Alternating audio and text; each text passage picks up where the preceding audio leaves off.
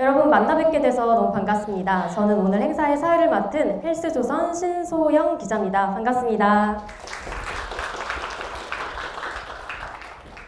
네, 오늘 저희 헬스조선 건강 콘서트 건강톡톡에 관심을 가지고 이렇게 많이 찾아주셔서 정말 감사드립니다. 오늘의 주제는 치료를 넘어 일상을 지키는 EGFR 변이 비소세포 폐암 치료입니다. 혹시 폐암은 많이 들어보셨는데 비소세포 폐암은 처음 들어보신 분들이 많으실 것 같아요. 혹시 들어보신 분 계실까요? 손 한번 들어주실까요?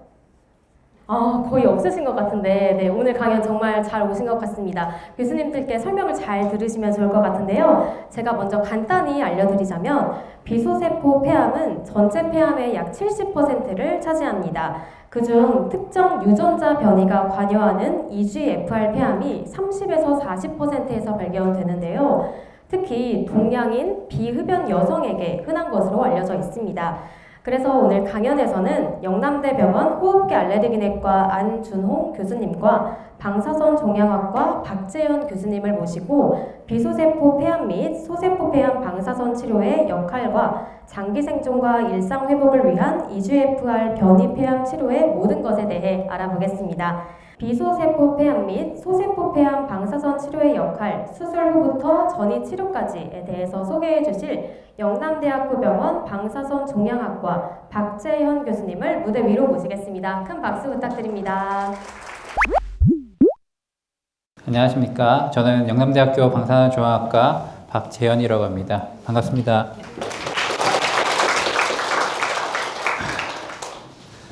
저는 이번 시간에 폐암의 치료, 특히 방사선 치료를 중심으로 해서 말씀드리도록 하겠습니다. 지금 보이시는 이 4개의 치료기가 저희 병원에서 지금 존재하고 있는 선형가속기 방사선 치료 기계들입니다.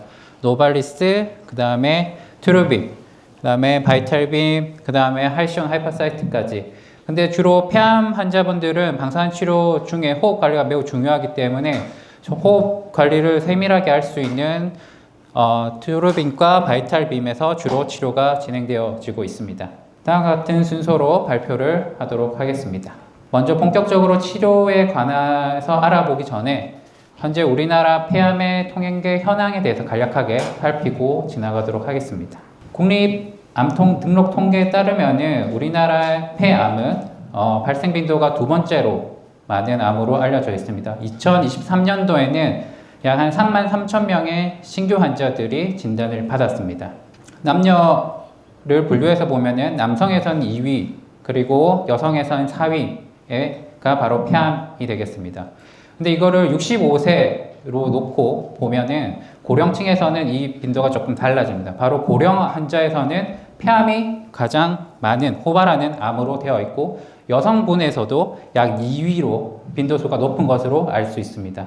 그리고 사망 분류를 보면은 남녀 모두 공이 폐암이 사망률 1위의 암으로 알려져 있습니다. 이처럼 폐암은 빈도도 높고 사망률도 높은 예후가 좋지 않은 암으로 알려져 있는데 왜 유독 이렇게 폐암이 다른 암과 다르게 이렇게 성적이 좋지 않을까? 그 이유를 살펴보면은 대략적으로 폐암은 진단 당시 거의 43%의 환자가 원격 전이가 동반된 상태에서 진단이 되고 있습니다.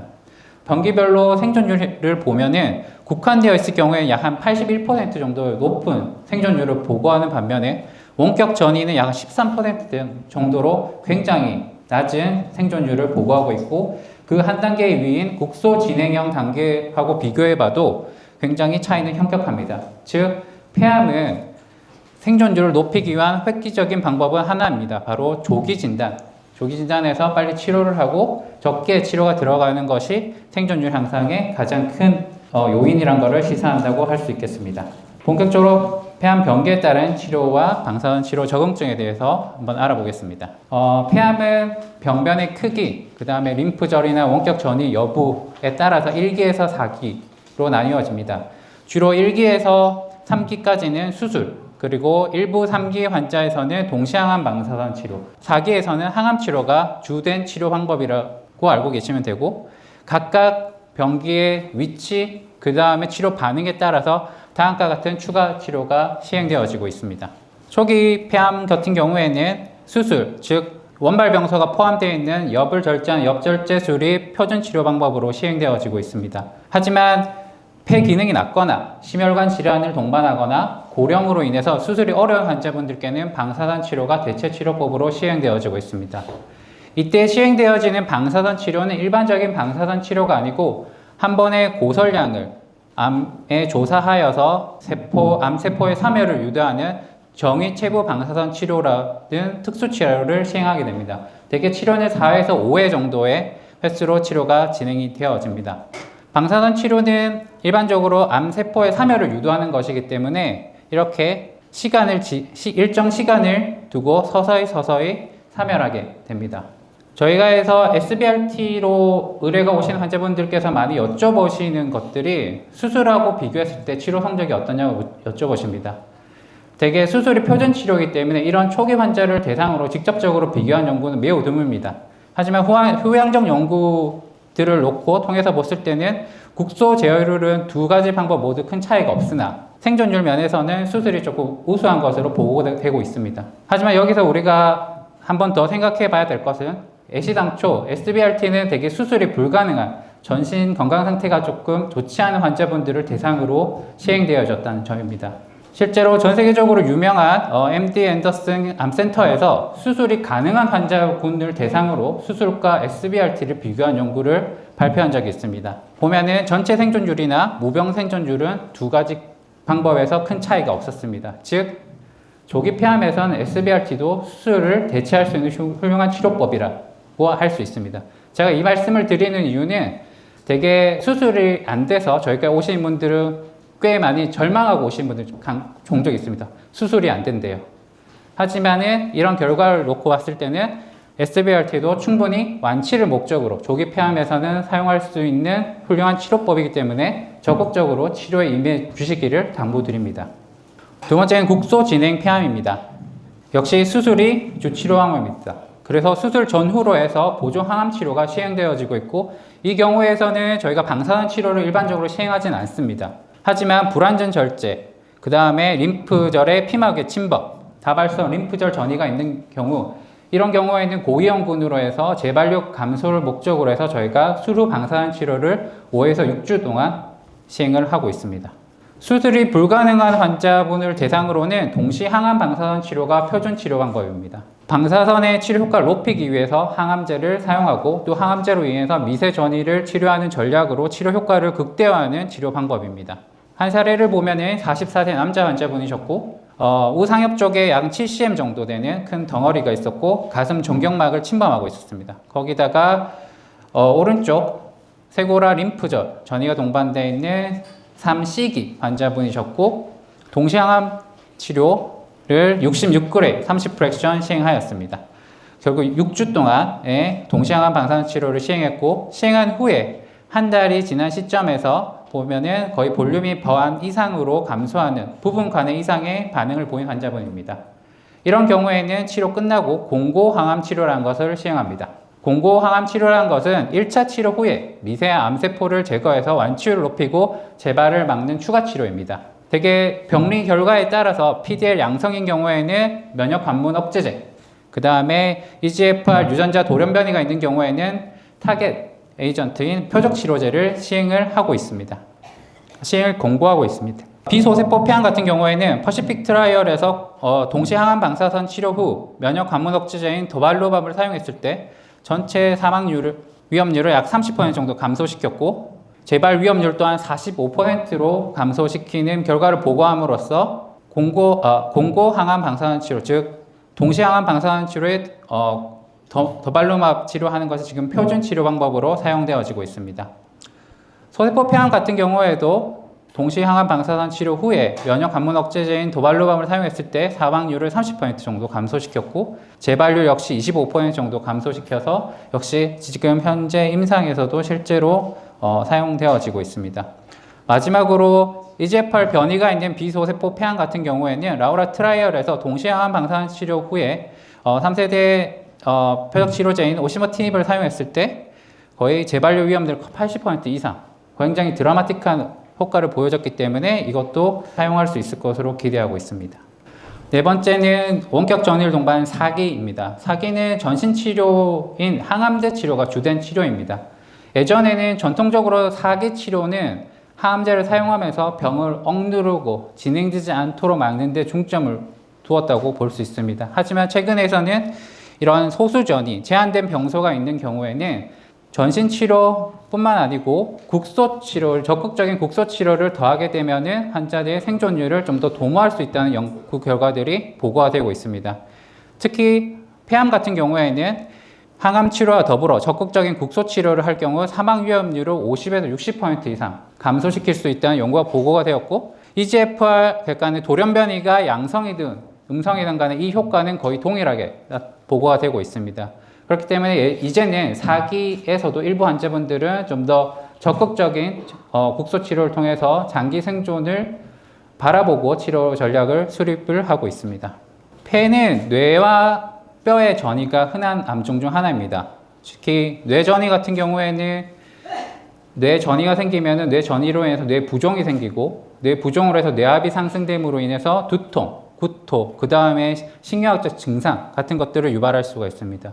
뇌는 뇌막으로 감싸져 있기 때문에 일반적으로 혈액을 통해서 투과하는 항암 치료가 효과가 조금 상대적으로 다른 장기에 비해서는 조금 미흡한 면이 있었습니다. 그렇기 때문에 전통적으로 방사선 치료가 이런 경우에 흔히 사용되고 있었습니다. 그래서 다발성 치료 같은 경우에는 바로 전내 방사선 치료, 대개 1에서 2주 동안에 걸쳐서 시행하는 전내 방사선 치료를 시행하였습니다. 그러나 이게 효과적인 치료 방법이긴 하지만은 대부분 치료 환자들의 20에서 30% 정도가 인지기능 저하, 특히 단기 기억 저하를 호소하시는 그런 부작용의 위험도가 있습니다. 그렇게 되면 최근에서는 이런 기억을 담당하는 해마 부분을 방사선이 덜 들어가게끔 보호하게끔 저희가 세기를 조절해서 치료 계획을 세움으로 인해서 해마 보전 방사선 치료를 통해서 이런 부작용 위험들을 20-30% 정도 낮추고 있습니다. 단일 뇌전의 경우에는 정기적 방사선 수술이라고 하는 SRS를 시행하고 있습니다. 여기 보이는 굉장히 작은 점같이 생긴 뇌전이 병소를 SRS라고 하는 한 번에 고설량을 쏘여서 이 부분을 칼로 도려내 듯한 치료라고 보시면 됩니다. 그 후에 보시면은 거의 깜짝까지 살리는 완전 관해를 이룬 케이스인데, 이런 치료는 거의 한 번에 고설량이 들어가게 되면 굉장히 정밀한 치료입니다. 그렇기 때문에 치료 시간은 한 번에 성형가속기 같은 경우에는 한 3-40분 정도, 흔히 알고 계시는 감마나이프도 이 정기적 방사선 수술에 속합니다. 그런 경우에는 한 1시간 정도의 치료 시간이 소요가 됩니다. 최근에는 소수전이 같은 경우에도 전통적으로는 전내 방사선 치료를 시행하였지만 최근에는 이런 SRS를 시행했을 경우가 치료 효과 및 부작용의 위험도가 덜하기 때문에 SRS로 대체되고는 있습니다. 하지만 단점은 여러 부위를 치료할 경우에는 치료 시간이 굉장히 오래 소요가 되고, 특히 이렇게 인접해 있는 부분은 여기에 선량 다리가 생김으로 인해서 정상적인 뇌조직의 손상의 위험도가 높아진다는 단점이 있습니다. 하지만 최근 기술 발전으로 해서 저희 병원에 있는 하이퍼아크 같은 경우에는 이런 선량 다리가 생기지 않게끔 한 번에 여러 병소에 SRS를 시행할 수 있어 환자분들의 치료 편의에 큰 향상을 도모하고 있습니다.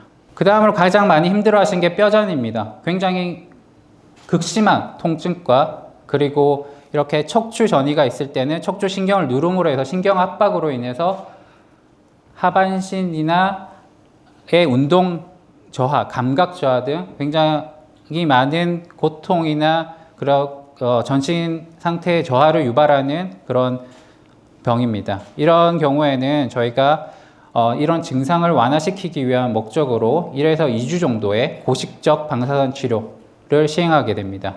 이런 경우에 대개 치료 후에 증상 호전 효과는 치료 후 한 2-3주 후에 제일 많이 보고가 되고 있고, 대부분 치료받은 환자분들의 거의 60에서 70% 정도의 환자분들께서는 통증 경감 효과를 보고하고 있습니다. 그래서 이제 방금 말씀드렸던 방사선이 도대체 뭔지에 대해서 또 간략하게 말씀드리도록 하겠습니다. 방사선은 에너지를 가진 입자나 파동입니다. 한마디 그냥 에너지 덩어리라고 보시면 되는데, 그러면 이게 과연 어떻게 암세포를 죽이느냐? 방사선 중에서도 일정 에너지 이상의 방사선은 어떤 물질의 반응성의 변화를 주게 됩니다. 그게 바로 전리방사선이고, 전리방사선 중 하나가 우리가 X선, 치료에 지금 선형가속기에 사용하는 광자선이라고 불리는 거고, 그 방사선으로 인해서 우리 몸 체내에 있는 암세포의 DNA를 공격하게 됩니다. 그래서 DNA에 손상을 입혀서 이 DNA, 손상된 DNA로 인해서 암세포의 사멸을 유도하는 것이 기본적인 방사선 치료의 원리입니다. 되게 방사선 치료 받으러 오실 때 가장 꺼려 하시는 게 방사선이란 단어 자체입니다. 방사선 치료 받으면 내가 일상생활을 할 수 있을까? 주위에 손주나 다른 애기들 만질 수 있을까? 굉장히 많이 걱정을 하시는데, 대개는 그 우려는 바로 방사능과 방사선의 개념을 혼동해서 오시는 겁니다. 방사능이라는 것은 방사선을 뿜어내는 능력이고, 저희가 지금 치료에 사용하는 것은 바로 이 빛입니다. 빛. 방사선. 그래서 선형 가속기는 다른 말로 하면 방사선 발생 장치입니다. 그래서 치료실에 들어가시면은 치료 기계에서 방사선이 그냥 쪼이고, 그러면 환자분들은 치료받고 나오시는 그 순간 몸에서 나오는 방사선은 없습니다. 그렇기 때문에 일상생활은 아무런 제약 없이 다 가능하다고 알고 계시면 될 것 같습니다. 두 번째는 가장 불만스러워 하시는 분들은 치료가 1달 반 정도 걸린다고 하면은 굉장히 많이 화를 내시죠. 너무 오래 걸린다. 난 조금 더 줄여달라. 하지만 우리가 이렇게 길게, 특히 완치적 목적으로 6에서 8주 정도 치료하는 이유는 바로 방사선에 의해서 정상적인 세포와 암세포 간의 방사선에 의한 회복력의 차이를 이용하기 위함입니다. 간단한 그래프를 한번 보시면은 이게 암세포하고 정상적인 세포입니다. 방사선을 똑같이 주었을 때, 한 번에 많은 선량을 주었을 때는 데미지가 같습니다. 손상 정도가 같다는 거죠. 하지만 여러 번 나눠서 주게 되면은 이런 수복 능력의 차이로 인해서 이런 암세포와 정상세포 간의 이 간격이 점점 더 벌어지게 됩니다. 이걸 뭘 의미하냐면 암세포는 많이 손상을 받고 정상적인 세포는 덜 손상을 받는다. 즉 치료 효과를 높이면서 부작용을 감소시키기 위해서 우리가 분할 치료를 시행을 한다는 것입니다. 그 다음에 흔히 많이들 궁금해하시는 게 방사선 치료 종류입니다. 특히 세기변조 방사선 치료가 뭐고 3차 입체 모형 치료가 뭐냐고 여쭤보시는데, 한마디로 방사선 치료의 기술 발전은 우리가 칼날을 갈듯이 굉장히 정밀하게 날카로운 칼을 만드는 방향으로 발전해 왔다고 보시면 됩니다. 예전에는 이렇게 뭉툭한 칼로 치료를 했기 때문에 종양 주위에 있는 정상적인 세포나 조직에 피해를 많이 입혔다고 하면은, 이렇게 세기조절 방사선 치료 같은 경우에는 우리가 원하는 그 부분마다 원하는 선량을 조사할 수 있게 함으로써 굉장히 정밀하게 종양을 치료할 수 있게 되었다는 겁니다. 실제로 선량 분포를 한번 확인해 보면은 3차 입체 모형 치료고 세기조절 방사선 치료입니다. 보시는 바와 같이 우리가 치료하는 타겟은 요 안에 있지만은 고선량 영역에 정상적인 폐와 식도가 다 들어가는 걸로 확인됩니다. 대신 세기조절 방사선 치료는 우리가 원하는 타겟에 맞춰서 샤프하게 고선량 분포를 만들어냄으로써 정상적인 폐와 식도를 보호하게끔, 그래서 부작용을 감소시키게끔 치료가 가능하게끔 만들었습니다.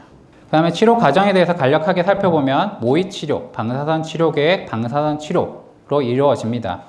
모의 치료는 간단하게 CT를 찍는다고 보시면 되는데, 일반적으로 검사 CT하고는 다르게 차이점은 뭐냐면은 특정한 자세를 요구합니다. 부위마다, 그리고 차로 병변의 위치마다 특정한 자세를 요구하게 되고, 그 자세가 치료 기간 내도록 똑같이 유지되어야 되기 때문에 백락 같은 이제 치료 고정 장치를 사용하여서 저희가 모의 치료를 시행하고 있습니다. 거기다가 폐암 환자분들 같은 경우에는 우리가 폐는 호흡을 하게 되면 폐가 팽창하고 수축하기 때문에 안에 있는 종양도 움직이게 됩니다. 그 움직임도 정밀하게 측정하기 위해서 모든 폐암 환자분들은 4차원 CT를 찍어서 그 움직임을 확인하게끔 하고 있습니다. 그래서 이렇게 얻은 모의 치료를 얻은 CT셋에다가 한 슬라이스마다 우리가 치료 최적을 정하고 타겟을 설정하고 정상적인 폐와 심장 또 역시 영역을 설정하게 됩니다. 그 영역 설정마다 우리가 원하는 선량이 들어가게끔 방사선 방향이랑 세기를 정하는 치료 플래닝 작업을 거쳐야지 최종적으로 치료 계획이 마무리가 된다고 할 수 있겠습니다. 이렇게 치료가 다 끝난 다음에 이제 본격적으로 치료가 진행되는데, 치료가 그냥 바로 들어가는 것이 아니고 저희는 매번 치료하기 전에 이렇게 표면 유도, 그러니까는 모의 치료 당시에 자세, 형태가 외관적으로 일치하는지 표면 유도를 통해서 한 번 더 확인을 하고, 플러스 기계에 달린 컨빔 CT를 통해서 체내에, 폐 안에 종양의 크기, 위치, 변함이 없는지 한 번 더 확인을 한 다음에 오차 없이 정밀하게 치료가 들어가게끔 매번 확인해서 시행이 되고 있습니다. 방사선 치료 시 부작용입니다. 방사선 치료의 가장 흔한 부작용은 바로 방사선 폐렴, 그 다음에 방사선 식도염입니다. 되게 방사선 폐렴은 방사선 치료받은 환자분의 5에서 한 20% 정도에서 발생되고 있고, 되게 치료 후기 부작용으로 치료 끝나고 난 다음에 2에서 6개월 뒤에 호발되는 것으로 보고되고 있고, 길게는 1년 뒤에도 생길 수가 있습니다. 증상은 대개 마른 기침과 호흡곤란을 주로 호소하시고, 대개는 스테로이드, 염증 가라앉히는 스테로이드 치료를 통해서 증상은 대부분 완화는 됩니다. 위험 인자로는 병변 범위, 나이, 흡연, 항암 치료, 방사선 조사량 등이 있습니다. 다른 폐렴이랑 구분되는 다른 특징은 방사선이 들어가는 영역 위주로 이렇게 염증이 생긴다는 특징이 있습니다. 되게 방사선 폐렴은 아까도 말씀드렸지만 방사선이 들어가는 조사 설량, 거기에 플러스 방사선에 영향을 받는 폐 부피가 주로 위험 인자로 알려져 있고, 과거에는 이렇게 폐가 호흡에 따라 움직이게 되면은 이 움직임을 다 커버하기 위해서 이렇게 커다랗게 치료가 진행이 되었습니다. 치료 최적이 크다는 건 뭐냐면은 주위에 둘러싸고 있는 정상적인 폐들도 방사선 영향을 많이 받는다는 걸 뜻합니다. 그렇기 때문에 이런 경우에는 방사선 폐렴 위험이 아무래도 높겠죠. 이거를 감소시키기 위해서 저희가 호흡 연동 방사선 치료, 즉 특정 호흡 구간 중에서 움직임이 일정한 특정 부분에만 방사선이 들어가도록 하는 호흡 연동 방사선 치료. 그리고 두 번째는 깊은 숨을 참은 상태에서 종양의 움직임이 없을 때 방사선이 들어가게끔 하는 깊은 숨 참기, 그 DIVH라고 불리는 그런 치료 방법을 실제로 저희가 사용을 하고 있습니다. 호흡 연동 방사선 치료 모습인데, 종양은 이렇게 호흡에 따라서 아래 위로 크게 움직입니다. 이때 이 타겟에 들어올 때만 이렇게 방사선이 들어가게끔 하는 것이 호흡 연동 방사선 치료입니다. 두 번째는 깊은 숨 참기 DIVH 방법인데, 이렇게 종양은 호흡에 따라 굉장히 많이 움직입니다. 그런데 환자분 보고 숨을 참으세요 했을 때 일정 타겟 안에, 우리가 미리 설정해놓은 타겟 안에 딱 들어올 때만 확인하고 치료가 들어가게끔 하는 겁니다. 그렇게 되면은 폐에 들어가는 설량을 거의 20-30% 이상 감소시킬 수 있는 효과적인 치료 방법입니다. 마지막으로 방사선 식도염입니다. 방사선 식도염은 방사선 치료 중에 가장 많이 힘들어 하시는 부작용 중에 하나입니다. 되게 동시항암 방사선 치료할 때 생기는데, 그 이유는 우리가 3기라고 말씀드렸는데, 3기는 종격동 림프절 전이가 있는 경우가 많습니다. 우리 식도가 종격동 안에 있기 때문에 치료 부위와 굉장히 인접해 있어서 식도에 고설량이 노출되게 됩니다. 그래서 치료 시작 한 2주 후부터 식사나 물 같은 거 드실 때 쓰리고 따가운 고통을 많이 호소하시게 됩니다. 대개는 제산제와 다른 약들을 통해서 도와드리고는 있지만은 효과는 크진 않습니다. 결국은 치료가 끝나야지 서서히 좋아지는 그런 부작용이라고 알고 계시면 될 것 같습니다. 그래서 조금이나마 저희가 이런 부작용들을 감소시키기 위해서 세기조절 방사선 치료를 이용해서 반대편에 있는 식도에 고설량이 들어가지 않도록 치료 계획을 세움으로 인해서 이런 식도염에 의한 중증도나 빈도를 감소시키기 위해서 치료 설계 작업 전부터 이렇게 계획을 해서 치료가 들어가고 있고, 실제로 해당 테크닉을 이용한 연구에서는 거의 중증도 이상의 식도염은 거의 발생하지 않는 것으로 보고가 되고 있습니다. 이상으로 폐암에 대한 치료에 대해서 발표를 마치겠습니다. 경청해 주셔서 감사합니다.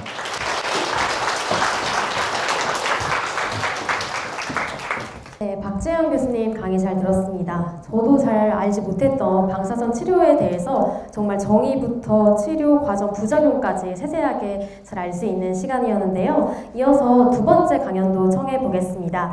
장기 생존과 일상 회복을 위한 이주FR 변이 폐암 치료의 모든 것에 대해 강연해 주실 영남대학교 병원 호흡기 알레르기 내과 안준홍 교수님을 무대 위로 모시겠습니다. 박수 부탁드립니다. 네, 안녕하세요. 영남대병원 호흡기 알레르기 내과에서 주로 폐암의 조기 진단하고 항암 치료 그리고 뭐 폐결절 이런 것들에 대한 진료를 주로 하고 있습니다. 먼저 이제 저희 병원 치료하시는 분들도 계시고 오늘 아닌 분들도 계신 걸로 알고 있는데 어찌됐건 이제 오늘 교육의 자리에 오신 것을 환영하고 이제 앞선 이제 제일 처음에 우리 기자님께서 비소세포 폐암 아시는 분 손 들어보라 했는데 아무도 손을 안 드셔서 제가 이제 진료 시간 바쁘다 보니까 설명도 잘 못 드리고 했던 것 같습니다. 나름은 이제 설명을 드린다고 했는데 그래서 오늘 이 자리가 이제 환자분들하고 보호자분들께서 조금 궁금해하시는 부분들을 조금 이제 얻어 가실 수 있는 그런 자리가 되었으면 좋겠습니다. 이제 저는 이제 앞선 강의에서 주로 박정현 교수님께서 이제 좀 그 이론적인 얘기들 많이 해주셨는데 아무래도 이제 치료하시다 보면은 다른 사람은 어떻게 치료받나 뭐 이런 것도 좀 궁금하실 것 같아서 저는 이제 주로 치료받으시던 환자분들이 어떻게 또 치료가 되고 있고 이제 이런 부분들을 조금 주로 증례 위주로 조금 주로 준비를 했습니다. 그래서 이제 앞서에서 다 말씀 주셨던 것 같아요. 보통 이제 폐암 진단 받으면은 전신 펫도 찍고 머리 사진도 찍습니다. 뼈전이 머리 전이가 많기 때문에 우리가 이런 것들로 폐암이 1기냐 또는 뭐 2기냐 이렇게 이제 판단을 많이 하게 됩니다. 저희가 이제 가장 먼저 조직 검사 다 하셨을 겁니다. 세친 검사를 하든 기관지 내시경 검사를 하든 조직을 우리가 그죠? CT에서 폐암이 의심되면 입원해서 조직 검사를 하고 여기 보시던 대로 아래쪽이 다 현미경 사진이에요. 그 조직을 가지고 슬라이드를 막 만들어서 진단을 하게 됩니다. 그래서 그 모양을 가지고 이 좌측에 있는 소세포 폐암은 이런 형태로 보이면 소세포 폐암이다. 우측에 보시는 폐선암과 편평세포암은 이렇게 보이면 비소세포 폐암이다. 이렇게 진단을 하는 겁니다. 그래서 이 비소세포 폐암이 전체 폐암의 한 85% 정도를 차지하고요. 그 중에서도 이제 선암이 가장 많습니다. 요즘은 가장 많고 편평세포암은 그리고 소세포 폐암 이 두 가지는 흡연과 매우 연관이 높은 이제 암종으로 알려져 있습니다. 그래서 우리가 이제 그런 검사를 해서 암이 진단이 되고 나면 그 안에 또 어떤 돌연변이가 있는지 봅니다. 이제 아주 어려운 단어들이 많이 나오죠. EGFR 돌연변이 오늘 이제 주제인 EGFR 돌연변이가 가장 많고요. 그 외에도 뭐 알크와 로스1을 비롯한 다양한 유전자 돌연변이가 있는지 다 검사가 됩니다. 그래서 환자분들한테도 조금 기다려주세요. 결과 나오는데 시간이 기다려주세요. 이렇게 말씀드리는 게 이런 결과들을 보는 거예요. 암이 같은 암이 아니고 다 색깔이 다 달라요. 이름이 다 다르기 때문에 어떤 암인지를 알아야 정확하게 치료를 할 수가 있습니다. 또 두 번째는 이제 세포 단백질이라고 해서 암세포에 붙어있는 단백질인 PD-L1이라는 것을 보게 됩니다. 이런 모든 것들을 검사해서 암의 특성을 명확하게 확인을 한 다음에 저희가 치료 계획을 세우게 됩니다. 그래서 PD-L1 같은 경우에는 우리가 염색을 하게 되면 위측에 보이는 것처럼 약간 이런 황색이 조금 황금색이 조금 뚜렷하지 않은 것부터 해서 C와 D 같이 이렇게 황금색이 높게 나오는 PD-L1 발현율이 아주 높은 이런 이제 결과들을 볼 수 있고 아래쪽에 있는 두 조직과 같이 이제 PD-L1이 발현이 높은 경우에는 면역 항암제 반응이 좋다 이렇게 이제 간략하게 이해를 하시면 되겠습니다. 그래서 뭐 저희가 어찌됐건 암을 진단받게 되면 크게 세 가지를 고려를 하게 됩니다. 수술, 그죠? 이제 첫 진단 받는 경우에 수술 얘기를 항상 물으시거든요. 이제 사기암인 경우에도 수술을 물으시지만 일반적으로 이제 사기암은 수술적 목적의 치료는 하진 않습니다. 그래서 어찌됐건 수술, 국소적 치료죠. 암이 있는 곳을 떼어내는 국소적 치료. 아까 이제 앞서 말씀 주신 방사선 치료도 국소적 치료입니다. 문제가 있는 고기만 방사선을 쪼이는 거니까 국소 치료가 돼요. 그래서 국소 치료는 방사선과 수술이 되고 항암화학 치료는 이제 전신 치료입니다. 어떤 약을 먹는 약이든 이제 주사를 맞든 어찌됐건 그 약은 우리 온몸을 타고 돌아서 여기도 작용하고 저기도 작용하는 전신 치료가 되겠습니다. 저는 이제 주로 이제 약물 치료에 대해서 좀 말씀을 많이 드릴 텐데요. 이제 많이들 궁금해하세요. 뭐 세포 독성 항암제, 표적 항암제, 면역 항암제 이렇게 많이 궁금해하십니다. 그래서 세포 독성 항암제는 저희가 예전부터 많이 쓰던 암도 죽이고 정상세포도 죽이고 그런 항암제가 되겠습니다. 그리고 또 이제 최근에 나온 이 면역 항암제와 표적 항암제에 대해서 많이 궁금해하시는데 표적 항암제를 보시게 되면 이 파란색 그래프가 이렇게 떨어지다가 이렇게 되죠. 그러니까 이게 보면은 생존율이라고 보시면 되는데 위쪽일수록 많이 생존하는 건데요. 우측이 이제 시간이 되고 표적 항암제는 이 붉은색 일반 항암제 대비해서 초기에는 굉장히 많이 이렇게 위쪽에 있죠. 많이 사시다가 뒤로 가면 내성이 생겨요. 그래서 표적 항암제는 먹는 약이든 다 드시는 분들은 초기에는 아주 반응이 좋고 암도 많이 줄지만 뒤로 가면서 내성이 생기고 또 내성 문제 때문에 암이 진행하고 또 결국에는 이제 나빠지는 형태로 많이 진행이 되지만 면역 항암제 그래프가 조금 다르죠. 이 파란색 그래프가 위쪽으로 뽕냥한 게 아니라 아래쪽으로 내려오지만 뒤쪽이 조금 높게 오랫동안 유지가 됩니다. 다르게 얘기하면 기존 항암제 대비해서 효과가 있는 사람은 많지는 않습니다. 그래서 초기에도 효과가 있는 사람은 얼마 없고 효과 대부분 없으면서 기존 항암제와 크게 다르지 않지만 이렇게 2년, 3년 갈수록 붉은색과 벌어지죠. 그래서 오랫동안 치료 효과가 있는 일부 환자들이 굉장히 오랫동안 치료 효과를 보는 약이 면역 항암제라고 알고 계시면 되겠습니다. 그래서 이제부터는 저희가 이제 치료 받으셨던 분들 증례를 좀 보실 텐데요. 사실 뭐 이게 또 이런 자리고 많은 케이스를 보여주기 어렵다 보니까 치료가 아무래도 잘 된 분들이 많이 계세요. 근데 이제 뭐 그런 것들 좀 감안해서 봐주시고요. 어떤 형태로 치료를 받는지 보시면 되겠습니다. 50대 여성 폐선암 비소세포 폐암이고 이분은 처음에 오신 게 응급실로 오셨습니다. 응급실에 어떻게 오셨냐면 오른쪽 팔다리에 힘이 잘 들어가지 않고 최근에 기억력 저하가 있다고 오셨어요. 그래서 아마 뇌경색이나 이런 문제라고 이제 생각하고 아마 응급실을 내원하셨겠죠, 그죠? 하지만 이제 이 응급실에 내원했을 때 여기 우측 사진 보시면 머리 MRI 사진인데 여기 보이는 이 동그란 검은 것이 뇌에 생긴 전이성암이고 그 주위에 있는 흰색들이 그 주위에 생긴 뇌 부종이 되겠습니다. 그래서 뇌전이와 뇌 부종이 동반되어 있어서 그런 증상이 나타났어요. 마치 뇌경색 증상처럼 왼쪽에 문제가 있으니까 우측 팔다리에 힘이 빠지고 이분이 이제 입원해서 검사를 해봤더니 왼쪽 폐 아래쪽에 이런 큰 혹이 있었습니다. 그래서 첫 증상이 뭔가 뇌경색과 같은 이제 심리학적 증상이었죠. 그래서 첫 진단 때부터 이분은 다발성으로 뇌전이와 함께 폐전이가 있었던 분이 되겠습니다. 근데 다행히도 EGFR 유전자 돌연변이가 또 있었어요. 이분은 19년 2월이었습니다. 지금부터 7년 전이었습니다. 그래서 1회사를 복용 2년 하셨고 내성이 왔지만 또 2차 치료제로 세포독성 항암제를 썼습니다. 우리가 뭐 T790M이라는 표적 치료제가 되지 않는 또 내성 기전이 나와서 어찌됐건 이분은 세포독성 항암제를 썼는데 지금 이 세포독성 항암제 유지요법을 하신 지가 벌써 한 5년이 다 되어 가세요. 근데 그냥 5년이 다 되어 가냐? 그 간에 굉장히 고비가 많았습니다. 그래서 아래쪽이 잘 안 보이시겠지만 제가 보여드리면 2019년, 21년, 23년, 25년에서 대략 한 7차례 정도 방사선을 받으셨어요. 여기 계신 박재영 교수님께서 약이 전체적으로는 잘 듣지만 일부 내성이 생기는 곳곳에다가 소수 전이가 있을 때 그쪽에다가 제가 방사선 치료를 의뢰를 드렸고 해당 부위 방사선 치료를 잘 해주시고 약효도 있어서 현재까지 굉장히 오랫동안 한 7년 정도 이제 생존을 하고 계신 분이고 처음에 오셨을 때는 따님하고 오셨는데 지금은 따님 손주분을 이제 봐주고 있다고 하시더라고요. 최근에 그만큼 이제 아주 오랫동안 생존을 하셔가지고 저도 참 이제 기분이 좋은 환자가 됩니다. 그래서 말씀드린 대로 우리가 표적 치료제를 사용하게 되면 궁극적으로 내성은 올 수밖에 없습니다. 하지만 우리가 그것을 현대의학으로서 해결을 하는 현재로서 가장 현명한 방법은 병의 진행이 빠르지 않고 소수 전이가 있을 때는 방사선 치료, 즉 국소 치료를 해서 해당 부위에 있는 암세포들을 빠르게 죽여주는 것이 현재로서는 가장 좋은 치료가 되겠습니다. 그래서 이제 이런 약들을 사용하면서 수술이든 또는 방사선이든 치료를 해주면 더 오래 살 것이라는 것은 이제 임상가들이 다 추정을 하고 있는 부분이고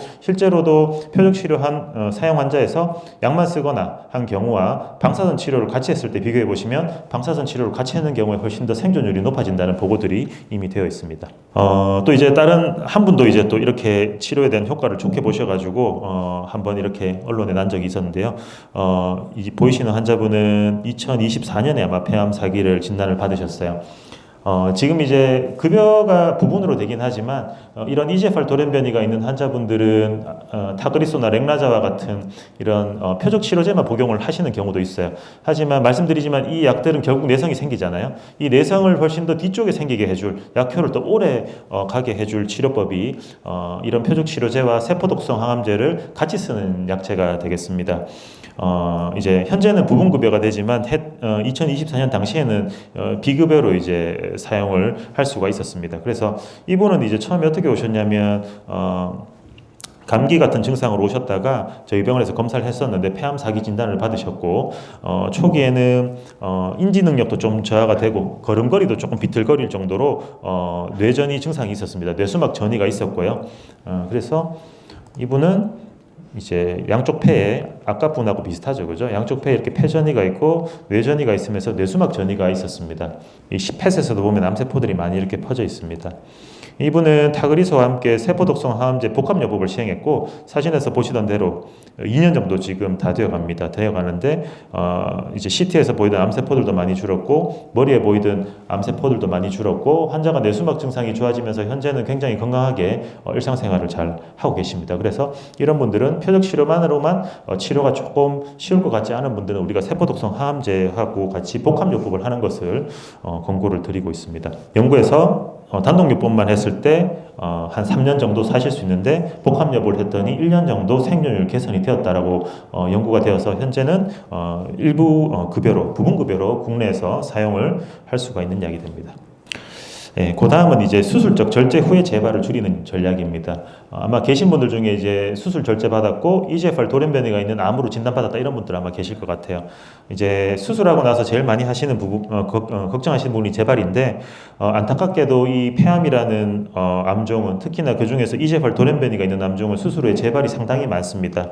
좌측에 보시는 이 표가 우리 이 영남 지역에서 한 11개 정도의 대학병원에서 했던 연구가 되고 제가 이제 주로 많이 참여를 했던 연구가 됩니다.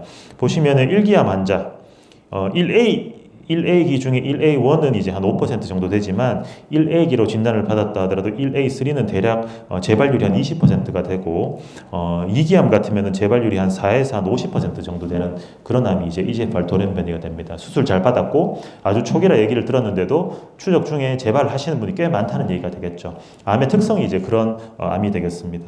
하지만 수술 후에 이제 1B에서 3A기 환자를 대상으로 타그리소를 3년간 복용했던 연구를 보시면 우측에 이 그래프를 보시면 이제 위쪽이 이제 타그리소가 되겠죠. 아래쪽이 위약을 복용한 군인데 약제를 복용하지 않은 그룹 대비해서 타그리소라는 약을 3년 복용했더니 재발률을 대략적으로 한 80% 줄여주는 것으로 보고가 되었습니다. 그래서 이 약 또한 현재는 급여가 되지 않아서 비급여로 사용을 일부 환자분들께서 하고 계시고요. 재발을 많이 줄여주는 약으로 앞으로 이제 또 어느 정도 시간이 지나면 우리나라에서도 급여가 되지 않을까라고 기대를 하고 있습니다. 앞서 말씀드렸던 약들이 이제 표적 치료제가 되고요. 두 번째는 이제 면역항암제에 대해서 또 말씀을 드리겠습니다. 면역항암제도 아마 궁금한 것들이 아주 많으실 것 같습니다. 많이 얘기 들으시고 말씀을 궁금한 거 많이 말씀 주시는데 이제 우리 몸에 있는 암세포 단백질이나 또는 면역세포 단백질에 있는 PD-1이나 PD-L1이라는 단백질을 막아서 우리 몸에서 면역 효과를 올리는 거예요. 면역 효과를 올려서 그 면역세포들이 암세포를 잡아먹게 하는 약이 이제 면역항암제입니다. 옵디보, 키트루다, 디센트릭, 임핀지와 같은 약제들이 여러 가지 적응증에서 사용이 되고 있습니다. 이 면역항암제들이 특징이 있습니다. 아까 처음에도 말씀드렸듯이 조직검사에서 PD-L1이 높을수록 면역항암제 반응이 좋고요. 효과가 있는 분들이 많지는 않지만 그 일부 분들이 굉장히 오랫동안 장기간 생존하고 약제 효과가 있는 특징이 있습니다. 또 약제를 중단하더라도 몸에 있는 면역체계가 그 약효를 기억하는 거죠. 약제 효과를 기억해서 오랫동안 약이 끊기더라도 효과가 지속되는 부분이 있고 우리 몸에 있는 면역 기능을 올려준다는 것이 다 순기능만 있는 것은 아닙니다. 면역세포가 너무 기능이 올라가게 되면 그로 인한 부작용들이 생기는데 거기에 맞는 부작용 그 프로파일을 가지고 있습니다. 80세 남자분이셨고 이분은 3기 한 중반 정도 진단을 받으셨던 분입니다. 연세가 많으시죠. 그래서 3비기에 대한 치료를 하기는 어려웠던 분이고 이분은 PD-L1이 100%예요. 굉장히 이제 면역항 50%만 넘으면 면역항암제에 대한 반응을 어느 정도 예측하기 좋은 인자라고 말씀드렸는데 100%인 분이고 그래서 급여가 되진 않지만 이제 비급여로 해서 일단 약을 치료를 하셨어요. 면역항암제도 비교적 고령에서 치료를 할 수 있는 그런 약제가 됩니다. 보시듯이 이 혹이 두 번의 항암 이후에 이렇게 많이 준 것을 볼 수 있고 또 두 번의 추가 항암 이후에 이렇게 많이 준 것을 볼 수 있습니다. 이분이 코로나19 팬데믹 때 그때 당시에는 비행기도 잘 안 뜨고 했었는데 제주도 분이셨는데요. 약을 한 2년 6개월 정도 약제를 중단했는데도 불구하고 보시듯이 암세포가 크게 많이 자라지 않은 것을 확인할 수 있습니다. 약효가 좋은 분들은 약효도 매우 좋고 오랫동안 좋고 약을 중단해도 몸에 있는 면역세포가 그것을 이제 기억하는 그런 이제 특징이 있는 것을 보여주는 환자분이라고 되겠습니다. 약제 치료하고 굉장히 오랜 시간이 흘렀는데도 병이 잘 조절되는 것을 볼 수 있습니다. 이제 두 번째 분은 50대 여성분이셨어요. 담배는 많이 하지 않으셨는데 아주 오랜 기간 동안 락스 일을 많이 하셨다 하셨고요. 비흡연가에서 잘 보이지 않지만 이제 편평세포 폐암이 진단이 되었고 PD-L1 수치가 50%가 넘는 분이었습니다. 보시면 여기 검은색으로 보이는 이것이 암이었어요. 우측으로 가는 기관지가 완전히 막혀 있죠. 여기 큰 덩이가 보이실 거고 내시경으로 봐도 왼쪽은 잘 열려있지만 오른쪽은 이렇게 막혀 있습니다. 아마 숨이 차서 오셨던 분인데 동시 항암 방사선 치료를 했습니다. 이분은 수술은 어려웠고요. 동시 항암 방사선 치료를 하고 이 보면은 회색으로 보이는 암이 없어지고 검은색으로 보이는 기관지가 이렇게 열려 있는 것이 볼 수 있죠. 이 수술이 어려운 3기암 환자에서 동시항암 방사선을 하게 되면 대략적으로 우리가 완치율이 예전에 한 25% 정도 된다고 보고되고 있었는데, 많은 약제의 발전으로 이런 PD-L1이 비교적 많이 발현되는 환자에서 임핀지라는 면역 항암제를 1년 동안 쓰면 그 완치율을 대략 한 10% 정도 올린다고 보고되어 있습니다. 그래서 이분은 임핀지 공고 효과까지 받았던 분이고, 치료하고 지금 대략 한 3년 6개월 동안 질병의 진행 없이 잘 지내고 계시는 환자분이 되겠습니다. 그래서 이런 치료들이 사실은 처음에도 이제 보여주셨지만 굉장히 고령 환자분이 많으세요. 하지만 이런 치료들이 고령 환자에서 동시항암 방사선과 임핀지 치료가 이런 고령 환자에서도 굉장히 안전하고 우수하게 진행될 수 있다는 이런 이제 연구들도 저희 환자분들께서 치료받으시는 영남 지역에 있는 많은 대학 등 병원에서 진행이 되었고, 이런 것들을 증명해서 꽤나 이제 괜찮은 학술지에도 보고를 하였었습니다. 이분은 49세 소세포폐암입니다. 소세포폐암 확장기, 쉽게 얘기해서 소세포폐암 4기가 되겠죠. 비교적 젊은 나이가 되십니다. 이분도 마찬가지로 머리 증상으로 아마 신경외과 쪽으로 먼저 오셨던 분으로 기억하는데요. 왼쪽에 보면은 한 2.6cm 정도 되는 이제 전이성 병변과 함께 폐에는 한 5.3cm 되는 암이 있었던 소세포폐암이 됩니다. 우리가 보통 소세포폐암은 대략 한 1년 정도 생존하는 병이라고 알려져 있죠, 그죠? 확장기는. 하지만 이분은 전이병소가 뇌전이 말고는 없었기 때문에 이 소세포폐암 확장기임에도 불구하고 저희가 수술적 치료를 했습니다. 뇌전이에 대해서 수술적 절제를 하고, 또 머리 쪽 수술하는데 방사선 치료를 하면서 항암 치료, 그 중에서 이런 티센트릭이라는 약을 이용해서 항암 치료를 했고, 현재 2년이 지나고 완전 간회가 되었고, 아마 현재로서 거의 5년이 다 되어 가는 걸로 제가 기억을 하고 있는데, 현재까지도 질병의 진행 없이 잘 지내고 계십니다. 앞서 말씀드린 이런 면역항암제들은 조금 부작용의 종류가 다르게 옵니다. 우리 보통 세포독성 항암제는 울렁거리고 토하고 입맛 없고 뭐 빈혈이라든지 백혈구 감소가 생기고 이런 것들이 많이 오는 반면에, 말씀드린 면역항암제는 몸에 있는 면역들이 너무 과다하게 됨으로써 갑상선의 기능 저하, 갑상선 기능 합상증 속으로 이제 면역 세포들이 과다해서 갑상선 염을 일으키면서 갑상선 기능이 떨어져 버리는 갑상선 기능 저하라든지 폐렴 같은 것들이 일부 환자에서 보고가 되고 있습니다. 이제 그래서 앞서 이제 많은 약물 치료들을 보여드렸고요. 여기서 보시듯이 폐암의 5년 생존율이 매우 좋지 않은 암이 되겠습니다. 1기라 하더라도 5년 뒤에 생존하는 환자의 비율이 대략 한 80% 정도가 되고, 2기는 대략 한 5에서 60%, 3기암은 한 10에서 30% 정도 되는 아주 이제 무서운 암이 되겠습니다. 그래서 이제 결국 이제 수술이 중요한데요. 수술이 가능한 분들은 수술만 하는 게 중요한 게 아니라, 요즘은 많은 약들의 발전으로 인해서 약을 잘 쓰고 좋은 약을 쓰고 수술을 하시는 게 중요하겠습니다. 그래서 그분 케이스를 하나 보여드리면, 69세 남자분이 되셨고 비소세포폐암 2비기 진단을 받으셨던 분입니다. 왼쪽 폐 위쪽에 이렇게 있고, 보시면 여기 흉막에 아주 암이 붙어 있어요. 흉막 침범이 의심되는 분이고, 이분도 이제 PD-L1이라는 면역항암제가 잘 듣는 그 지표 세포 단백질이 높게 나오는 분이 되겠습니다. 돌연변이는 없으셨고요. 그래서 이분은 요즘 이제 또 새로운 형태의 약들이 우리가 허가가 되고 쓸 수가 있는데, 이런 면역항암제와 세포독성항암제를 같이 복합요법으로 시행을 했습니다. 2번 하고도 암세포가 이렇게 많이 줄었죠. 많이 줄었고, 이분은 3회 후에 수술적 절제를 시행하였었고, 보시게 되면은 병리학적 완전 간회를 이분도 이루었어요. 암세포가 그 암조직을 떼서 봤더니 암세포가 전혀 보이지 않고 생존 전형은 없고 썩은 종양과 일부 염증 세포만 보이는 이런 병리학적 완전 관해를 이루어서 앞으로 추적을 하고 계신데, 아마 5년 뒤에 완치율이 굉장히 기대되는 그런 환자분이 되겠습니다. 그래서 내시경 검사로는 암세포들이 확인되었지만, 마찬가지 수술 검체에서는 이제 괴사된 암세포들만 확인이 되었습니다. 그래서 앞서 많은 증례들을 보여드렸지만, 모든 증례가 이런 여러 복합한 환경에서 치료를 고려해야 되는 건 아닙니다. 하지만은 환자분들한테 도움이 되기 위해서는 많은 의사들의 이런 그 통합된 결정이 필요할 때가 있습니다. 저는 이제 호흡기내과 의사고 또 종양을 치료하는 의사지만, 흉부외과 아니면 영상의학과, 오늘 이제 앞서 발표해 주신 방사선종양의학과, 해기학과 이런 교수님들과 같이 저희가 여러 교수님들 서로 의견을 이제 물으면서 진료를 하고 있습니다. 실제 뭐 다학제 진료를 오셨던 분도 계시겠지만, 제가 다학제 진료를 하지 않더라도 진료실에서 아마 환자분들 잠깐 계시라 하고 전화로도 많이 다학제를 하는데, 이제 전화 통화를 하면서 바로바로 환자분들한테 필요한 치료를 해결해 드리려고 노력을 하고 있습니다. 이제 거의 끝인데요. 제가 이제 여기가 이제 지역병원이잖아요, 그죠? 지역병원이고 또 이제 매스컴에서도 이제 많은 얘기들이 나오지만, 사실은 저는 이제 대구에서 태어났고 대구에서 이제 산 지가 한 40년이 좀 넘었습니다.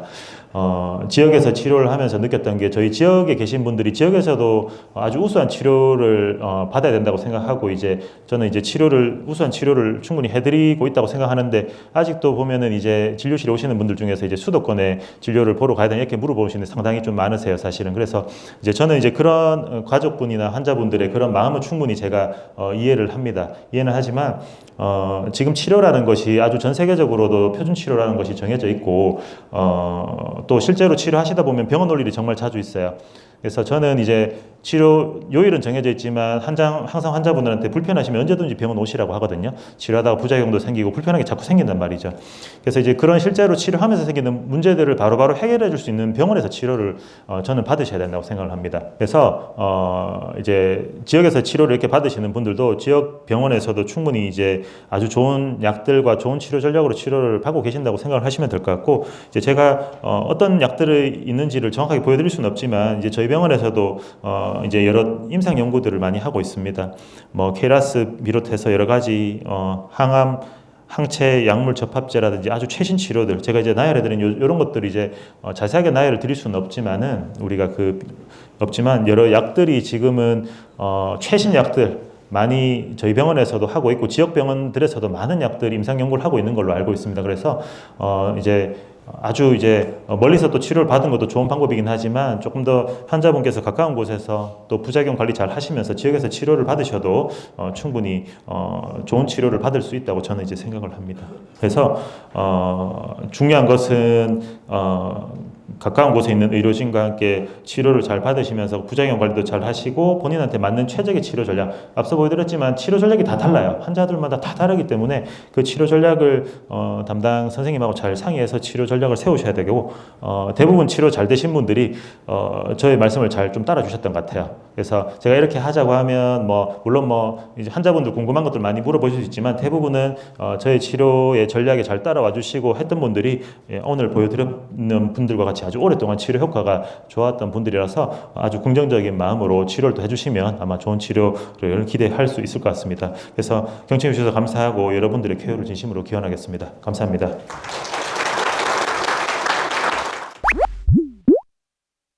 네, 입장하실 때 이렇게 질문을 정말 많이 써주셨어요. 저희가 다 시간 관계상 다 하지는 못해도 그래도 최대한 많이 좀 풀어보겠습니다. EGFR 변이가 있는 폐암 4기를 진단받았습니다. 화학 항암제 병용 치료를 제안해 주셨는데 초기부터 병용 치료를 시행할 경우 부작용이 더 심해지지는 않을까요? 면역 항암제를 사용하는 게 나을지 고민이 됩니다. 아마 이제 EGFR 변이가 있는 4기 진단받고 화학 항암제 병용 타그리스하고 아마 항암 화학을 같이 하고 계신 분인 것 같습니다.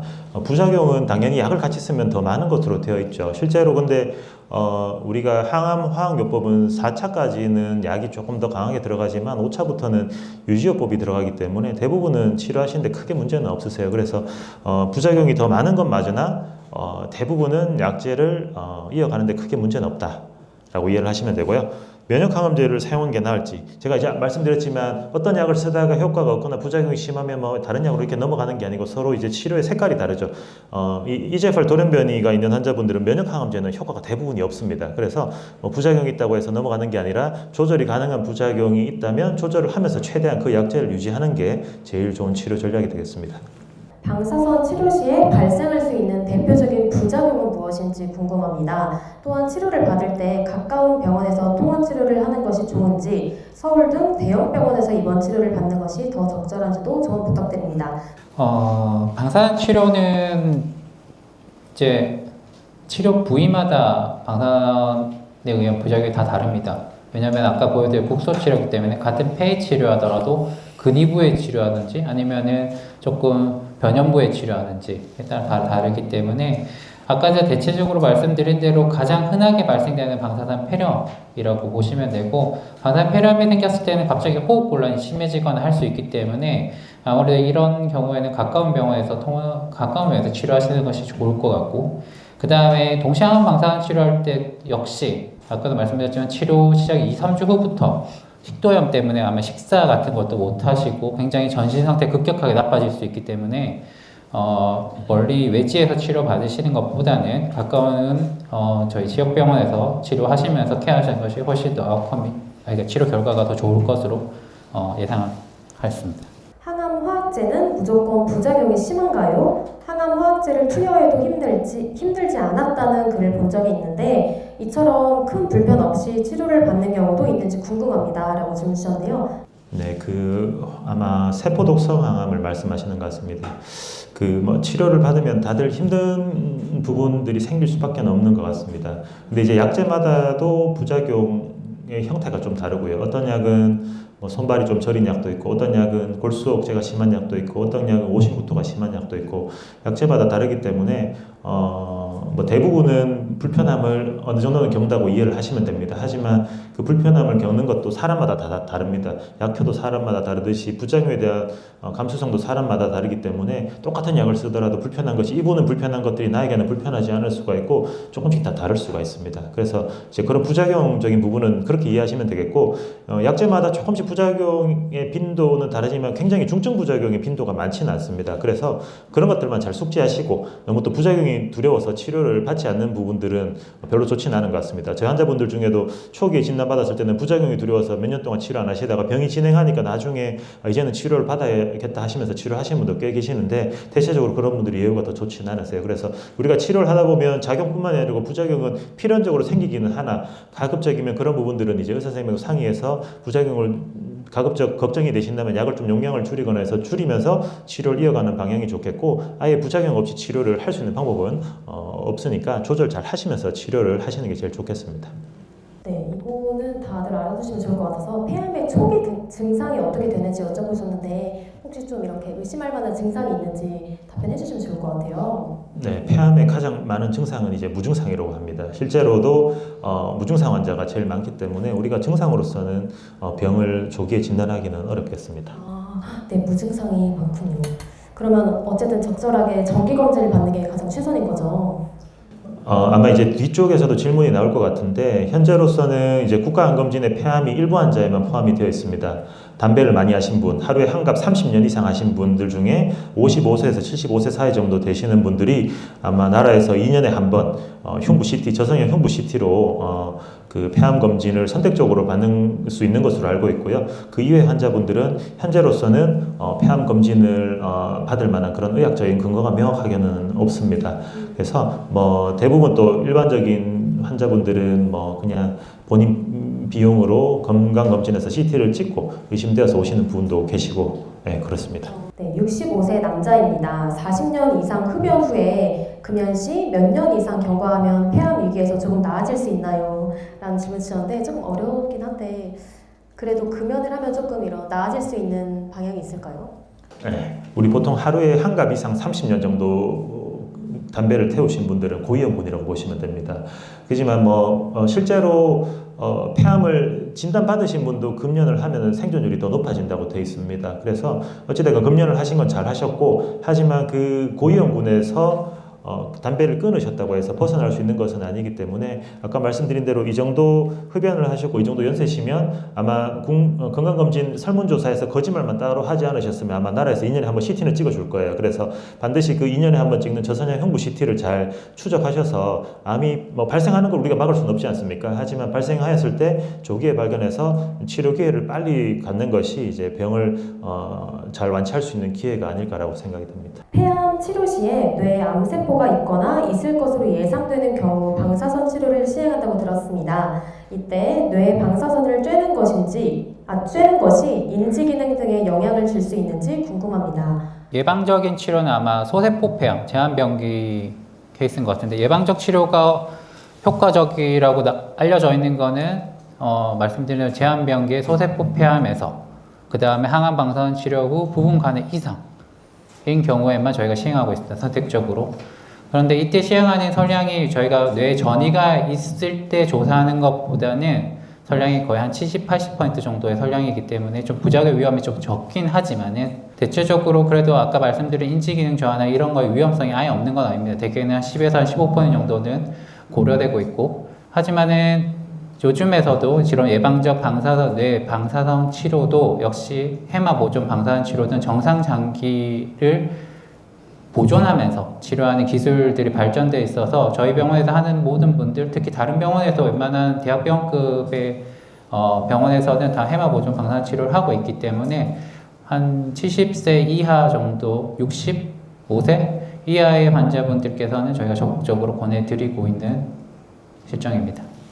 자주 흡연을 하면 소세포 폐암에 걸릴 위험이 높고 치료도 어렵다고 들었습니다. 예방하거나 조기에 발견하기 위한 검진 방법, 치료 방법에 대해 알고 싶습니다. 이렇게 질문 주셨는데요. 아까 말씀드린 내용하고 비슷한 것 같습니다. 이제 흡연하고 가장 밀접한 것이 소세포 폐암이고 굉장히 분화도 빠르고 전이도 잘 되고 예후가 좋지 않은 암종이 되겠습니다. 그래서 아까 말씀드린 그런 고위험군은 그 저선형 CT를 충분히 정기적으로 찍어 보시는 수밖에는 현재로서는 말씀드릴 수 있는 예방법은 없는 것 같습니다. 또 예방에 대해서 그러면은 음식이 무엇이냐, 그리고 예방에 좋은 운동이 또 무엇이냐라는 질문도 있는데 혹시 있을까요? 그 이제 진단받고 치료하시는 분들 정말 음식에 대해서 많이 물어보시거든요. 근데 이제 의학적 근거를 가지고 말씀드리면 폐암의 예방 그리고 진단 후 치료 시에 생존율 향상을 가져온 음식은 아무것도 없습니다. 그냥 편하게 드시면 됩니다.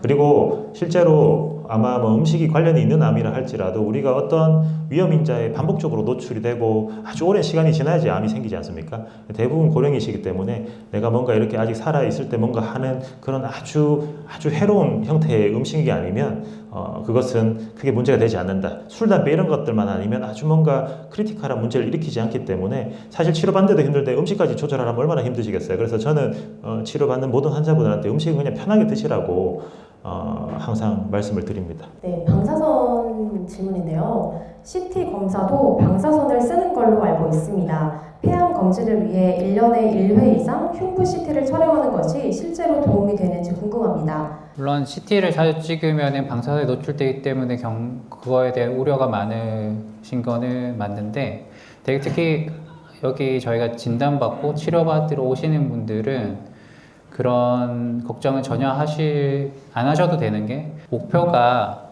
검사를 통해서 얻는 이득이 훨씬 더 크기 때문에 검사를 뭐 매일 찍는 거 아닌 이상에서는 검사를 찍는 것이 훨씬 더 환자분들에게 도움이 되고 그 다음에 그렇게 찍는다고 하더라도 노출된 방사선이 짧은 시간 내에 그렇게 건강을 해칠 정도로 영향을 주지 않는다고 알고 계시면 될 것 같습니다. 교수님, 비염 환자의 경우 폐가 약해질 수밖에 없는데요. 폐암까지 악화될 수도 있나요? 그렇지는 않습니다. 네.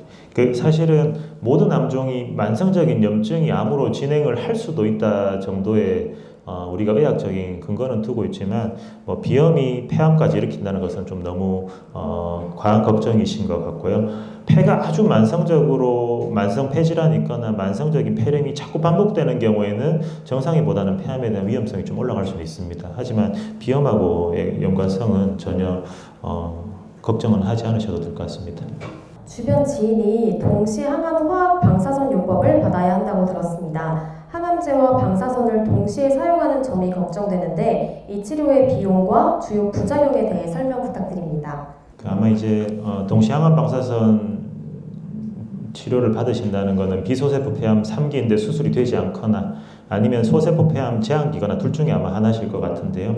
뭐 비용은 아마 다 보험이 되기 때문에 아마 이제 정확한 비용은 제가 알 수는 없지만 아마 약제들도 그렇고 방사선 치료도 그렇고 전부 다 이제 보험 범위고 산정특례 5%이기 때문에 비용은 크게 문제가 될 정도는 아닌 걸로 제가 알고 있습니다. 환자분들께서 비용 때문에 별로 말씀은 하시진 않으셨고 부작용 아까 들으신 거랑 거의 비슷합니다. 항암의 부작용 뭐 골수억제라든지 백혈구 감소 이런 것들 좀 올 수 있고요. 피로감 이런 거 올 수 있고 또 방사선 이제 치료받는 중에는 한 뒤쪽으로 가면 식도염이 좀 올 수가 있고 치료 다 받으시고 폐렴이 올 수 있는데 치료를 많이 제가 해본 입장으로서 대부분 조절됩니다. 너무 과한 걱정은 하지 않으셔도 되겠습니다. 간접흡연의 위험성 그리고 간접흡연을 피할 수 있는 방법이 있을지 이런 질문도 있거든요. 보통 진료실을 아버님 같이 오시면 어머니가 눈초리를 많이 주시거든요. 눈초리를 저도 많이 받고 눈짓을 싹 주시면 제가 눈치를 채고 아버님한테 막 뭐라 하는 경우도 많은데 본인은 흡연하지 않는 간접 흡연자가 본인도 흡연하지 않고 간접 흡연도 하지 않는 사람에 비해서 한 50% 정도 폐암 발생이 증가한다 정도의 아주 후향적 보고는 있습니다. 하지만 뭐 사람을 이제 그렇게 두 군으로 딱 비교해서 처음부터 연구 설계를 하긴 어렵기 때문에 간접 흡연이 폐암의 위험성을 좀 높이지 않을까라고 생각합니다. 저도 어릴 때 아버지 담배 심부름 진짜 많이 했었고 같은 방에서 담배 연기 많이 맡았었거든요. 근데 이제 중요한 거는 간접 흡연을 했다는 것 자체가 아니고 얼마나 오랫동안 노출이 되었냐가 아닐까 싶어요. 얼마나 그 같은 공간에서 담배를 많이 태우신 공간에서 평생을 같이 했다. 이러면 당연히 위험성은 증가한다고 밖에는 볼 수는 없을 것 같고, 이제 그 가스레인지도 많이 부르세요. 근데 중요한 거는 그 이제 요리 오래 하셨던 분들도 계신데 어떤 레인지를 쓰느냐가 중요한 게 아니고 그 조리에서 나오는 여러 가지 휴미나 여러 가지 그 유해 물질들이 결국에는 환기가 잘 되면 아무 문제가 없어요. 그래서 무엇을 쓰시든 간에 그 조리하는 공간이 항상 환기가 잘 되게 해주시는 게 주요 예방법이 아닐까 싶습니다. 여기 그러면 마지막에 타그리소 40mg 복용 중에 복용 기간은 이렇게 물어보셨는데요. 누구신지 알 것 같은데 그 수술 후에 재발 방지를 위해서 타그리소를 복용 중이신 것 같은데요. 우리가 이제 어드아우라 연구라고 해서 이제 아까도 보여드렸지만 그 타그리소라는 약을 수술 후에 복용했을 때 이제팔 돌연변이 환자에서 재발률 대략 한 80% 정도 줄여준다고 보고되어 있는데 이 연구에서는 복용 기간은 3년이었습니다. 그래서 수술하고 3년까지는 일단은 약제를 복용해 주셔야 되겠습니다. EGFR 변이 비소세포 폐암 환자인데 수술 후 표적 치료제 복용을 권고받았습니다. 꾸준히 복용하면 재발을 억제하고 일상생활을 유지하는 데 어느 정도 도움이 되나요? 라고 질문 주셨는데요. 아까 이제 말씀드린 내용하고 거의 비슷하고요. EGFR 돌연변이 비소세포 폐암이 재발률이 상당히 많습니다. 1비기암은 한 45% 정도 되고 2기라 하더라도 50%가 넘거든요. 그래서 수술 잘하고 참 힘들었는데 재발까지 이렇게 하냐라고 물으시지만 그게 암이 가진 특성이 그렇습니다. EGFR 돌연변이 암이 재발을 좀 많이 합니다. 다행스러운 거는 타그리소라는 약이 이제 급여는 되지 않지만 현재 사용은 할 수 있고 말씀드린 대로 재발률을 상당히 많이 떨어뜨리는 약입니다. 그리고 재발이 됐다고 하더라도 다발성 전이가 아니고 국소 전이가 됨으로써 훨씬 더 우리가 치료를 수월하게 할 수 있는 재발 형태로 되기 때문에 비용 문제가 없다면 그런 약제를 복용하는 것을 저는 적극적으로 권고를 드리고 약을 복용하게 되면 크게 부작용 없이 재발이 되더라도 훨씬 더 병을 잘 조절하면서 오랫동안 치료를 이제 받을 수 있다라고 생각하시면 되겠습니다. 비소세포 폐암 4기 표적 치료 후에 남은 원발암은 내성 지연을 위해 방사선 치료나 수술적 제거를 추천하시는지 추천하지 않는다면 그 이유를 알고 싶습니다.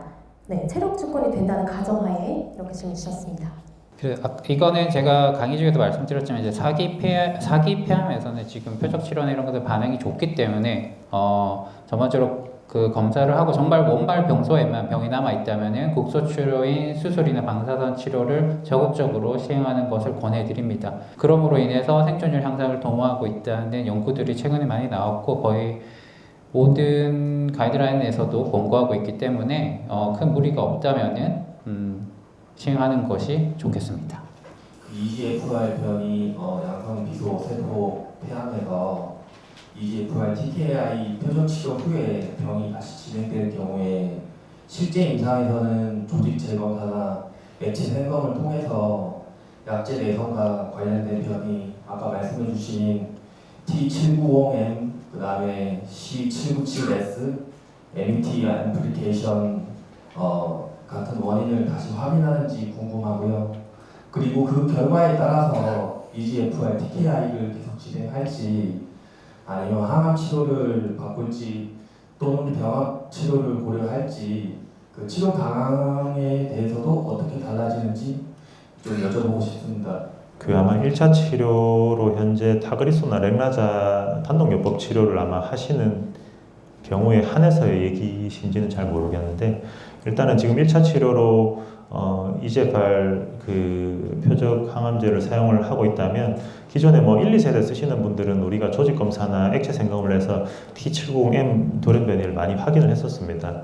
가장 많았었기 때문에 그거 확인하고 타그리소나 렉라자로 이제 넘어가는 형태의 치료가 되고 현재 또 치료를 시작하시는 분들은 3세대 약제인 타그리소나 렉라자와 같은 약제를 그 초기 치료로 사용을 하시기 때문에 현재로서도 병이 진행을 하면 저희가 조직 검사나 아니면 액체 생검을 다 가능하신 분들은 다 루틴하게 합니다. 조직 검사 같은 경우에는 모두가 가능한 건 아니고요. 암이 많이 줄어져 있고 하기 때문에 조직 검사가 어려운 분은 액체 생검만 하고 조직 검사가 가능한 분은 조직 검사와 액체 생검을 해서 유전자 돌연변이 검사를 합니다. 말씀 주신 대로 그 3세대 약제 복용 이후에 많이 발생하는 것들은 매트 유전자 변이로 알려져 있고 매트 외에도 렛이라든지 알카라든지 여러 형태의 그 융합 단백질이 확인이 되기도 하고 드물게는 또 다른 형태의 C797S라든지 다른 여러 형태들의 유전자 돌연변이들이 관찰이 되기도 합니다. 그런 결과들을 보고 치료를 하는 게 일단은 기본 원칙이고요. 근데 이제 말씀 주신 대로 그런 뭔가 표적할 수 있는 약들이 그렇게 많지는 않습니다. 현재로서는. 그래서 그런 특이 유전자가 있는 경우에는 약을 쓰고요. 약제는 지금 문제는 대부분 급여가 되지 않는 상태예요. 그래서 비급여 약제들을 사용하거나 또는 그런 것들이 명확하게 확인이 되지 않은 경우에는 일반 세포 독성암제를 쓰거나 또는 뭐 그런 세포 독성암제만으로는 좀 아쉬운 경우에는 혈관 생성을 억제하는 약을 조금 더 복합요법을 쓸 수도 있고 또는 이제 이제펄과 맷을 동시에 억제하는 리브리반트와 같은 약제들 여러 형태의 약제들을 쓸 수 있는 것이 현재로서는 2차 이상에서의 약제 치료의 어떤 선택지가 되기는 됩니다. 하지만 그것이 이제 환자에게 무엇이 가장 좋을지는 조직 검사나 액체 생검에 따라서 결정을 해야 되겠지만 말씀 주신 대로 우리가 명확하게 어떤 타겟이 딱 나와서 그런 것들을 타겟할 수 있는 유전자 변이가 나오지 않는 경우가 지금은 가장 내성에 많은 패턴이기 때문에 그것은 이제 결과를 보고 또 판단을 해야 될 것 같습니다. 어머니께서 폐암 수술 후 지금 항암 중이신데 평소에 연세가 많으셔서 평소에 허리가 아프신데 자꾸 최근 들어서 뼈가 아프다 하시니까 특히 전이에서 뼈 전이 뇌전이가 제일 많다고 하셔서 그래서 어떤 정상의 차이가 있는지 그러니까 평소 아픈 허리하고 그냥 이렇게 뼈 전이가 되었을 때 어떤 그 차이가 뭔지 하고 특히 최근 들어서 인지기능 많이 떨어지시고 기억 못 하시는데 그러면 제가 선생님한테 요청을 드려야 할까요? 연세가 어떻게 되세요? 87세. 허리가 원래 안 좋으신가요? 네, 허리가 좀 아프셔. 이제 그거는 사실 뭐 환자분을 또 보고 얘기를 해봐야 되지만 뭐 허리가 아팠다면 본인이 아팠던 위치나 양상이 있잖아요. 네. 그런 양상대로 아프신 거면은 그거를 가지고 뼈전이를 우리가 강하게 의심해야 될 이유는 없을 것 같아요. 뭐 허리 어느 쪽 부위가 무엇을 할 때 어떤 식으로 아팠다든지 그런 것들이 크게 강도나 양상이 변하지 않았다면 그것을 가지고 뼈전이를 허리가 아프신 거를 뼈전이를 강하게 의심할 만한 소견은 아니라고 생각합니다. 말씀 주신 대로 인지기능 저하는 물론 인지기능 저하로 첫 증상으로 오시는 분도 있지만 뇌전이의 증상하고 또 그렇게 맞지는 않습니다. 뇌전이의 증상은 보통 무증상인 경우가 제일 많고요. 또 오심, 구토, 두통 울렁거리고 구토하고 두통이 제일 많거든요. 그래서 인지기능 자체는 뇌전이를 또 강하게 의심할 만한 소견은 아닙니다. 하지만 이제 걱정하시던 대로 뇌전이나 뼈전이에 대한 검사를 원하신다 하시면 뭐 검사는 충분히 뭐 해볼 수는 있고요. 근데 아주 뭐 담당 의사 선생님께서 파악하시기에 병기에 따라서 돌연변이에 따라서 재발률이 다 다르거든요. 매우 재발 가능성이 낮으신 환자분을 87세가 되시는데 검사를 다 하게 한다. 물론 원하시면 다 할 수는 있지만 아마 그런 부분들은 또 보호자분하고 좀 상의가 필요하신 게 아닌가 싶어요. 저도 이제 연세 너무 많은 분들은 전이 가능성, 재발 가능성이 매우 낮다고 판단되면 너무 무리하게 검사를 권고드리지는 않습니다. 아마 그런 부분들은 또 보호자분이 좀 걱정스러운 부분이 있다면 담당 교수님하고 좀 상의를 하셔야 될 것 같습니다. 옛날에는 이제 담배나 술에 관련돼가지고 폐암이 직접적인 원인이다 이렇게 했는데 요즘에는 비흡연자들도 많이 폐암에 걸리고 있지 않습니까? 그래서 산업 현장에서 혹시 발생할 수 있는 폐암의 직접적이거나 간접적인 원인이 있으실까요? 이제 직업적 원인이라 하면 아마 장기적인 어떤 분진에 대한 노출 아마 이런 것들이 주가 아닐까 싶긴 합니다. 직업성암 폐암 진단 받은 분들이 별로 많지 않으세요. 많지 않으셔서 저도 뭐 어떤 직업력을 가지신 분들이 폐암으로 많이 진단이 되고 이런 것들은 임상 현장에서는 조금 체감하기는 조금 어려운 것 같은데 또 이제 저희가 임상 현장에 있지만 산재나 이런 것들을 또 저희가 직접 판단을 하는 형태는 아니다 보니까 아마 이제 산재 관련 기관에서 아마 많이 판단을 하실 걸로 제가 알고는 있어요. 그래서 그거는 뭐 어떤 형태의 직업이 되었던 장기적인 분진에 노출된 부분들 하고 아까 보여드렸지만 이제 저도 조금 놀라웠던 거는 이제 담배랑 매우 밀접한 그 암세포가 아까 한 환자분은 이제 락스 이제 청소 일하시는데 10년 정도 일하셨다 하시더라고요. 제가 봤을 땐 관련이 충분히 있어 보이긴 했거든요. 그러니까 이건 뭔가 이제 연구나 이런 것들로 명확하게 입증하기는 어렵지만 좀 임상적으로 조금 추정되는 분들도 있고 해서 실제로 그거를 참 제가 딱 부러지게 말씀을 드리긴 어려울 것 같아요. 이제 저는 또 반대로 궁금한 것이 혹시나 그런 산재 기관에서 어떠한 직업적인 부분들을 가진 분들이 좀 산재로 인한 폐암으로 좀 인정이 되시는지도 궁금하긴 하네요. 그죠?